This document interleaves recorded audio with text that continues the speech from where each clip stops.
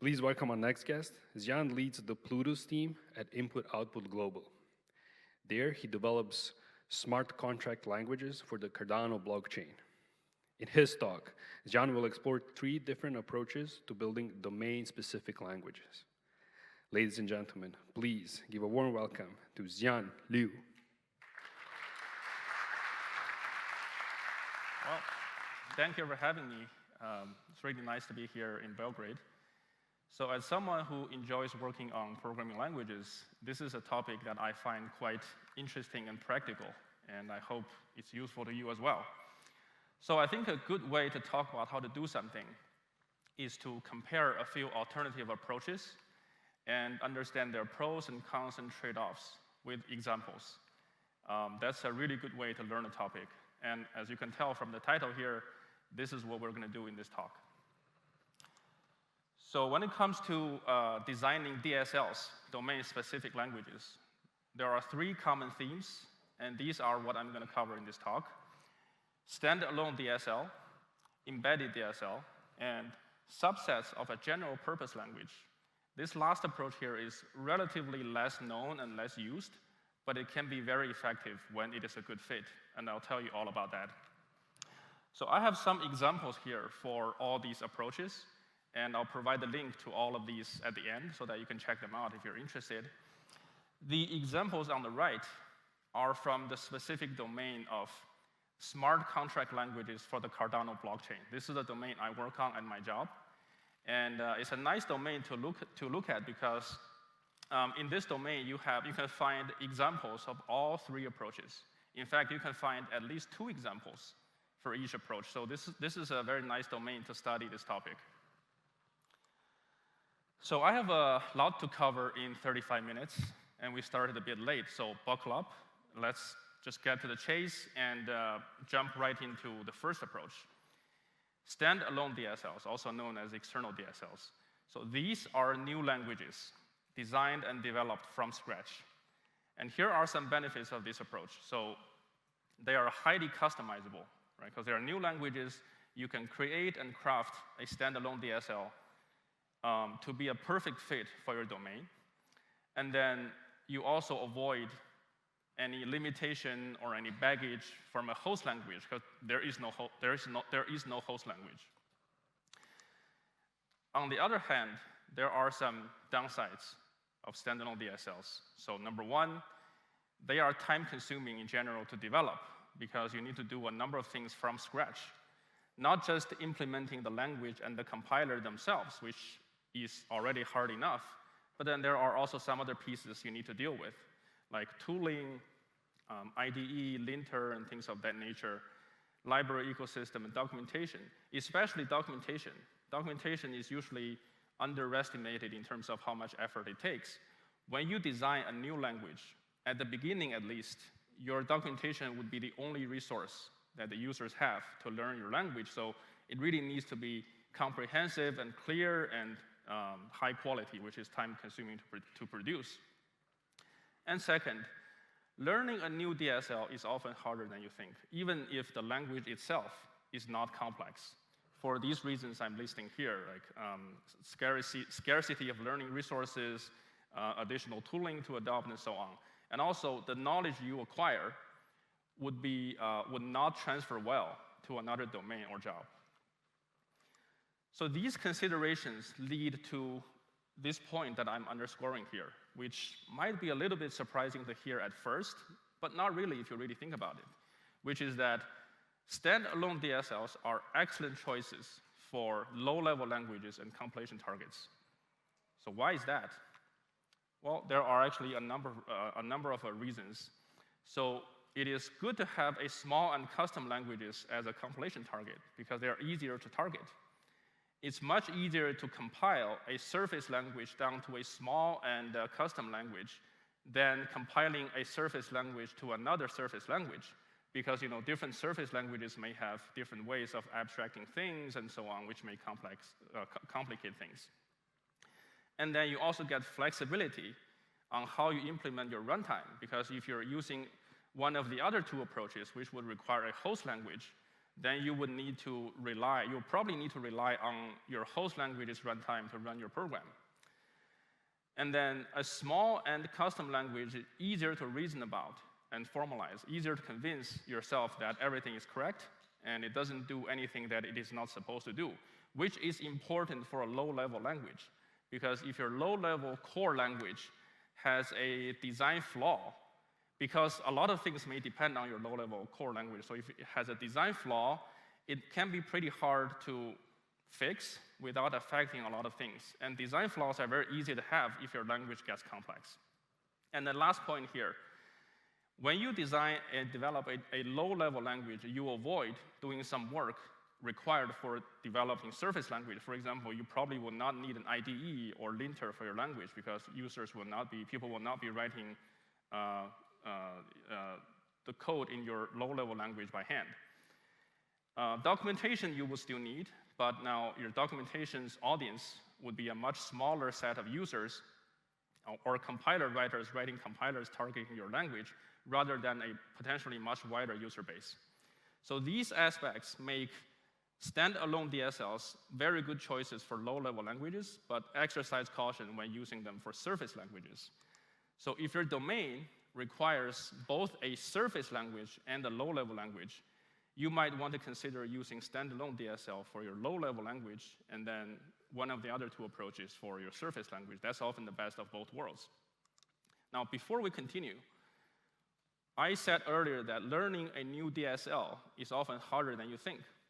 Now, while we're on the subject of learning, I just want to make a quick contrasting point here, which will be relevant when I talk about the other two approaches later, which is that learning to write basic programs, basic and simple programs in a general purpose language, especially a popular one, is often easier than you might think, even for a language like Haskell. So I'm using Haskell here because I'm a Haskell developer, and also I think Haskell is a good language to make this point, because it's not even that popular of a language, and it's often considered to have a relatively steep learning curve. By the way, this is the popularity of Haskell on GitHub. So the latest numbers have Haskell ranked at number 27 with a market share of 0.0132%. So that's a tiny percentage. And these numbers have decreased a little bit since the previous time these numbers were published. But even for a language like Haskell, in my experience as a Haskell developer for the past 7 years, learning to write some basic and simple Haskell is really not that hard for these reasons. Basically, abundance of learning materials from books to online resources, and now you also have like ChatGPT and other AI products, which makes many things much easier. And then, when you learn something like Haskell, the skills you acquire is transferable to other domain and jobs. And it's not just transferable in the narrow sense of writing Haskell itself, but it's also transferable in the sense that it makes you a better programmer, right? Because it teaches you other new perspectives of how code can be written. So just want to make a quick point here. And now let me go ahead and show you some examples of standalone DSLs. The first example I have is a language called Untyped Plutus Core, UPLC. So this is a language developed by my team and my job. It is a low-level smart contract language for Cardano, and it is based on untyped lambda calculus. So this is a UPLC program. What it does is that it takes a list of integers, and it finds the first element that is less than 10. So as you can see, this is pretty low-level stuff. It's about as readable as assembly. So you can't really see a list here or loop or recursion. Like, these are all compiled down to something more primitive. Right? So for example, recursion is encoded using the Y Combinator. So why is UPLC a good low-level language for Cardano? Well, first of all, it's tailored for this domain. It's good at what it is supposed to do, which is validating transactions, but not much more. And then also, Cardano is a blockchain that emphasizes immutability and determinism, so a functional language based on lambda calculus would be a good fit. And second, it is a very small language. It is so small that the evaluator of the language fits on a napkin. And this is not hypothetical. This is the picture of a real napkin that we made. So what we print on this napkin here is the specification of the evaluator of UPLC. It's a virtual machine called the CEK machine. So this is the specification of that CEK machine, and it fits nicely on a napkin with plenty of room to spare. So this makes the language easy to reason about and easy to formalize, easy to prove certain properties of the language. And then it's also stable and well-researched, because lambda calculus has been around for many decades, and it has been extensively researched. So that reduces the likelihood of there being design flaws, and also reduces the likelihood of needing to keep evolving the language over time, which may cause disruptions, because it's a low-level language. A lot of things depend on it. And on this point, let me quote from the legendary Professor Phil Wadler, who is one of the designers of UPLC. So how do you make sure that your language won't be obsolete in 40 years? Well, use one that was invented 40 years ago and use one that was discovered twice. So he was referring to not UPLC, but a typed variant of UPLC called TPLC. TPLC is based on System F, or polymorphic lambda calculus, and System F was invented in the 1970s twice independently. He was talking about this because our low-level language was originally typed, but later it became untyped. So that's the first example. The second example is something very different. It's configuration languages like JSON and YAML. These are also standalone DSLs. Now, because these are familiar to pretty much everyone, so I'm not going to talk too much about these, but I do want to quickly point out that these configuration languages like JSON and YAML are also very well suited to be compilation targets, even though they can be written by hand. Because why not, right? Almost all general purpose languages are perfectly capable of writing configurations. And you can often do so in a way that is safer and less repetitive. Just think of if you need to have 100 similar YAML files, right? You don't want to write them by hand. Well, and some people say, well, we should separate code from configuration, which is true, but it doesn't mean that they cannot be written in the same language. Like, you can separate them in different ways. For example, you can compile your configuration code at code check-in time and produce your YAML files at that time, which ensures that everything in your YAML is statically known and doesn't depend on any runtime stuff. But that's a conversation for a different day, so I digress. Now, let me show you one last example of standalone DSL. It's a language called Heapcon. So Heapcon is another language in the domain of Cardano smart contracts, but it is a surface language, and it compiles to UPLC, the language I introduced earlier. So this is a very good example of a standalone DSL as a surface language. It does a number of things right. For example, it uses the standard curly bracket syntax. So even though it is a new language, it is familiar to many people. And then it also makes a number of customizations to make it nice and easy to write code for smart contracts. So I'll spare the detail here to save some time, but I'll just say this. Everything I said about the drawbacks of using standalone DSL as a surface language still apply. But if you're gonna do it, if you're still gonna develop a standalone DSL as a surface language, then this is how you would want to do it. Heapcon is a very well-designed language, and it's an excellent example to study from. So that's the first approach, standalone DSL. Now let's shift over to approach number 2, embedded DSLs, or internal DSL, or just EDSL. So EDSLs are essentially libraries written in a host language for manipulating abstract syntax trees, ASTs. So here are the good things about this approach for developing DSLs. So it can be very appealing if your team is already using the host language, because then obviously you save a lot of time setting things up, and you can reuse a lot of infrastructure. And then second, even though this approach is implemented in a host language, it is still very customizable for your domain.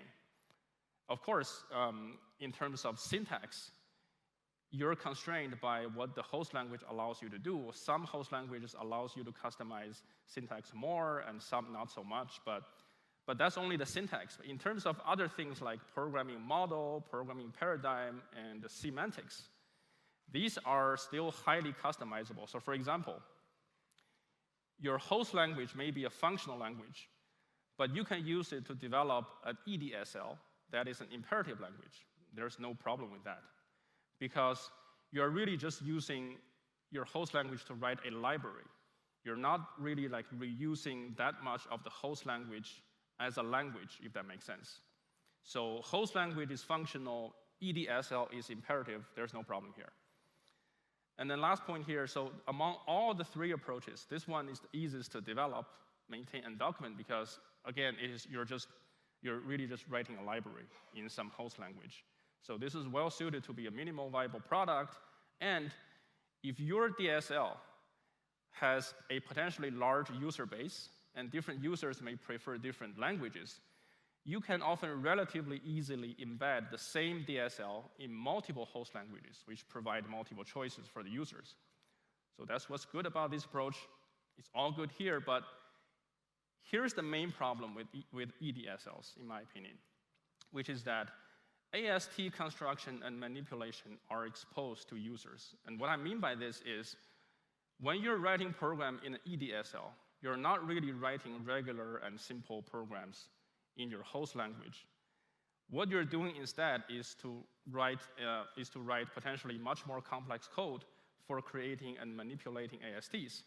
So here is one example. When you write a simple and basic program, and you want to compare it to integers, you would use this regular greater than operator on top, which takes 2 ints and then returns a bool.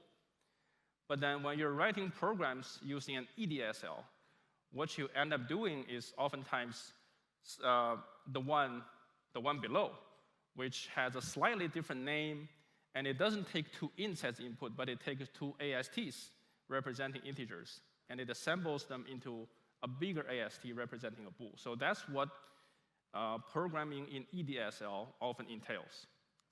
So to make things more concrete, I have 3 examples here. So these are 3 different languages, all embedded in Haskell. The first one on the left is a language called Plutarch. It's another surface language for Cardano smart contracts. And this is the Fibonacci function written in Plutarch. So a few things of note here. As you can see, this is very different from regular Haskell. A lot of things have changed. For example, instead of the regular integer, you're using this p integer, which is a type defined by the DSL.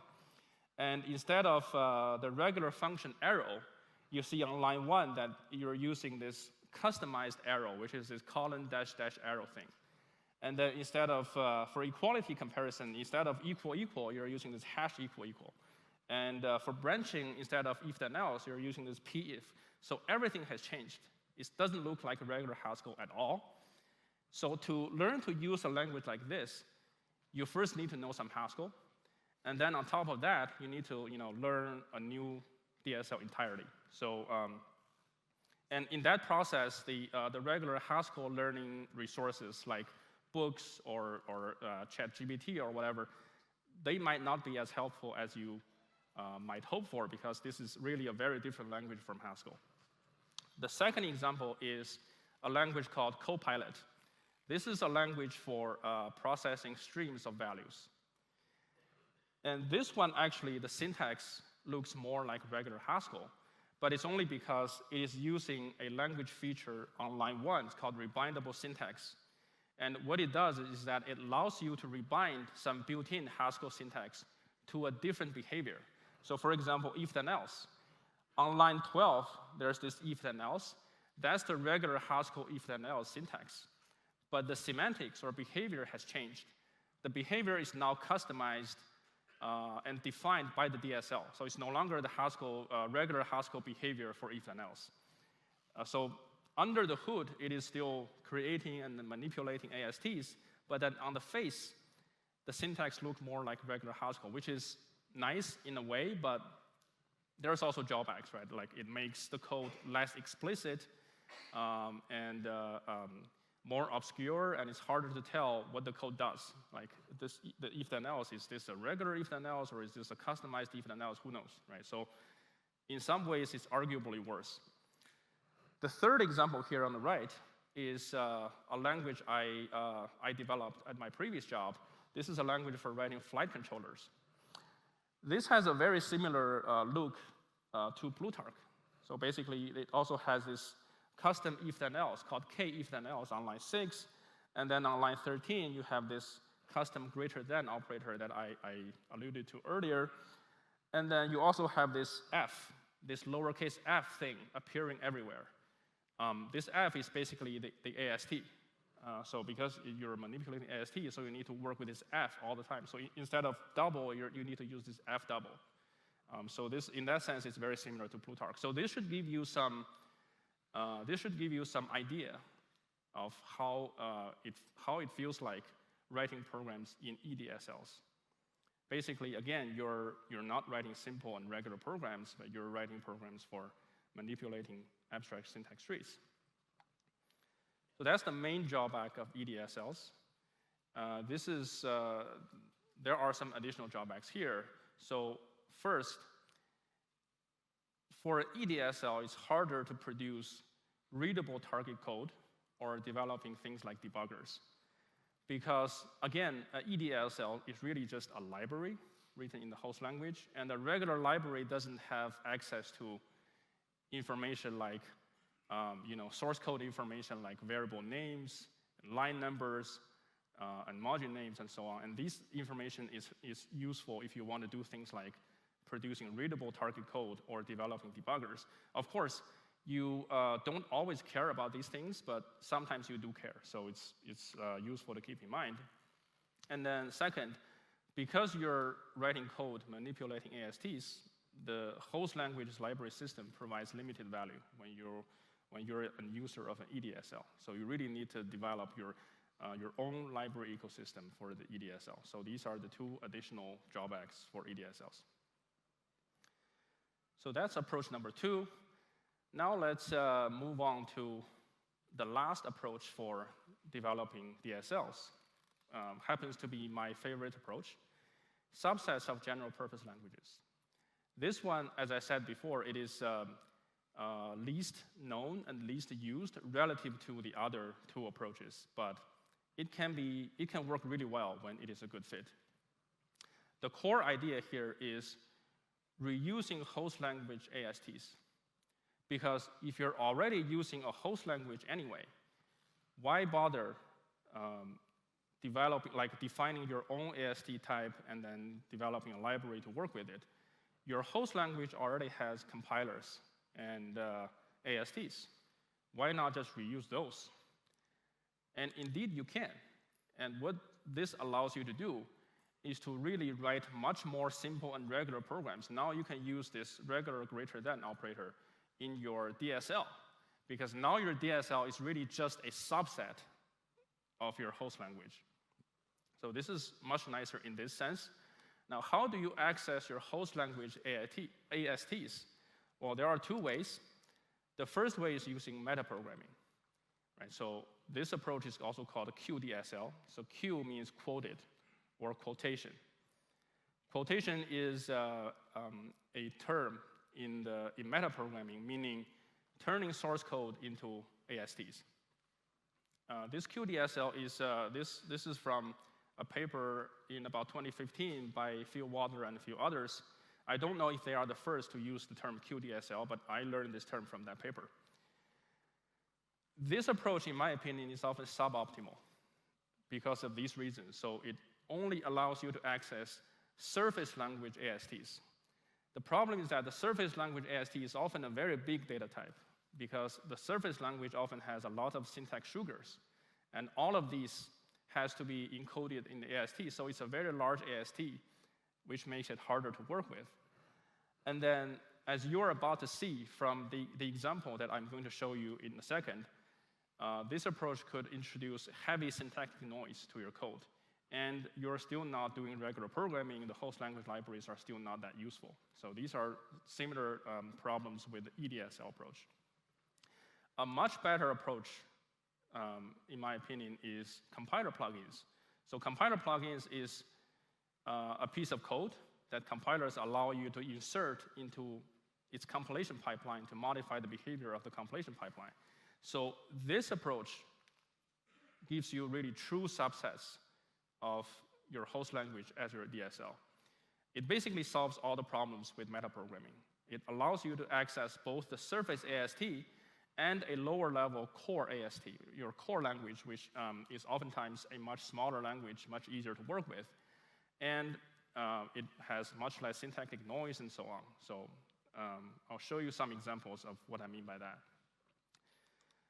Just to demonstrate a comparison between surface level ASTs and low level ASTs, here is, let's look at Haskell, for example, right? So here is Haskell's surface AST for expressions. So this is the definition of Haskell's surface level expression called HS-expr.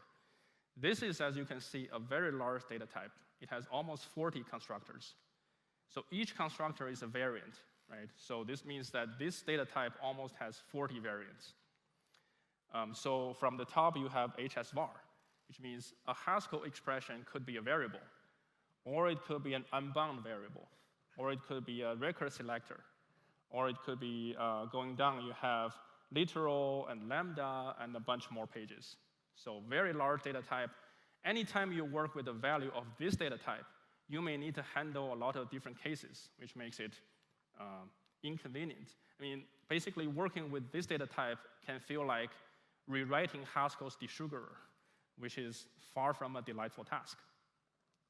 And compare this to this AST. This is the expression type in Haskell's core language. This is much better. It only has 10 constructors. So the core language is an intermediate representation used by the Haskell compiler. It's a much smaller language based on lambda calculus, and the expression is a very smaller data type. So this is much nicer to work with, only 10 cases, and you only have access to this AST if you're using compiler plugin. You do not have access to this if you're doing metaprogramming. So this is QDSL. The approach that I said is often suboptimal, right? And this is the paper I talked about earlier, and this is a code fragment from the paper. So let me explain the syntax. So this syntax of this square bracket, 2 vertical bars, that's the quotation. Quotation means turning source code into ASTs, and then you can operate on the AST. And then this $2 syntax is called a splice. A splice is basically the reverse of a quotation, where it turns ASTs back into code that you can combine it with other code.